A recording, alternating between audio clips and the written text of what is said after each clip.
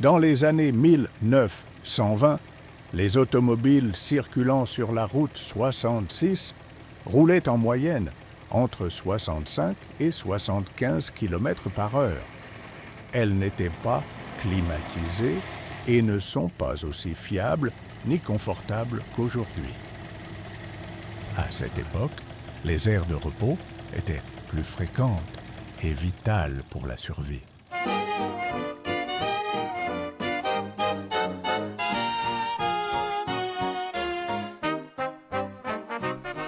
Je m'appelle John P. Timide. Nous avons construit ce centre d'accueil des visiteurs en 1922 ici à Daggett. C'était un endroit où les automobilistes pouvaient faire une pause sur la route poussiéreuse. Nous avions de la glace, de l'eau, des informations et des installations pour les voyageurs. Vous remarquerez peut-être que ce bâtiment a un toit unique. On l'appelle un toit Bochkov, ce qui signifie baril en russe. Parfois, les gens appellent ce bâtiment le chalet de ski ou la maison russe. Il y avait plusieurs centres d'accueil comme celui-ci en Californie, y compris un à la frontière de Yuma, en Arizona. Ah oui, c'était un excellent emplacement car il se trouvait juste en face de la première station d'inspection agricole de Californie. Eh bien, en 8 courtes années, la route 66 est devenue si fréquentée que ce petit poste d'inspection ne pouvait plus suivre le trafic. En 1930, ils en ont donc construit un nouveau un peu plus loin sur la route pour s'assurer que tout le monde soit inspecté. Eh bien, cette deuxième station d'inspection a été célèbre pendant un certain temps.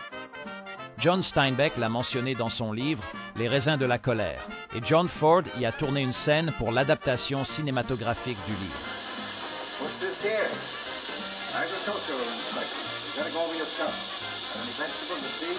No. Après avoir cessé d'être un centre d'accueil des visiteurs, ce bâtiment a eu plusieurs fonctions. C'était une agence immobilière, c'était un restaurant et c'était une résidence. En 1950, Beryl Bell emménagea et vécut ici jusqu'à son décès en 2001.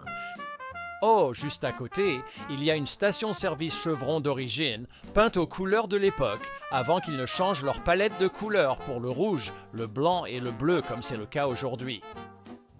Eh bien, la route traversait autrefois les voies ferrées juste ici, puis continuait à travers Daggett sur 5 miles avant de traverser à nouveau les voies et de poursuivre sa route. Il y a eu plusieurs accidents tragiques entre des trains et des voitures. Alors en 1928, ils ont redressé la route et l'ont maintenue de ce côté des rails pour des raisons de sécurité. Mais vous pouvez toujours traverser Daggett en voiture et admirer les paysages. Soyez prudents.